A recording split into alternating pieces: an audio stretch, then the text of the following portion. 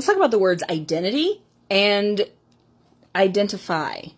So this one, there's not a complete consensus about the words that should be used. It a lot of times has to do with the intent behind the word. Whether they're malicious or well-intended, it kind of just depends on the situation and the person, which can make allyship a little bit tricky.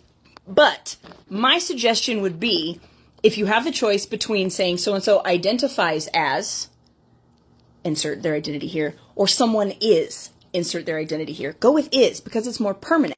Because a lot of times this happens to the trans community, and it's very cringy, very ick factor, right? When someone is like, yeah, that man identifies as a woman, versus a trans person coming to you and saying, yes, I identify as a woman. See the intent behind each and the delineation between the perception of what those words mean. So I like to think of it kind of the difference between ser and estar in Spanish, because one is conditional and one is permanent. That's a little oversimplified, but for the purposes of this, here we go. So in Spanish, when you want to ask somebody where they're from, you would say de donde eres instead of de donde estás. Because if you say, like, one is like, where are you from? And the other is, where are you? Because one's conditional and one is permanent. So permanent things, like if someone's a doctor and they say, soy médico, that means they are a doctor.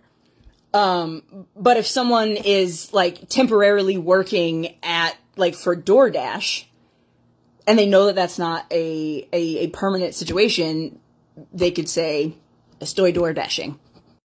And I know this example is not perfect. I'm just trying to frame it in as many ways as possible in case it's helpful to anybody. So I was in Spain, and for some reason I was talking to somebody about, because Shakira dyes her hair blonde, does that mean she is blonde permanently? Or that means that I should use the temporary version of it? Like, she's blonde today. And the answer that I got was very helpful, and I think fits here pretty well. Because Shakira dyes her hair blonde, or is some shade of blonde consistently, you use the permanent form.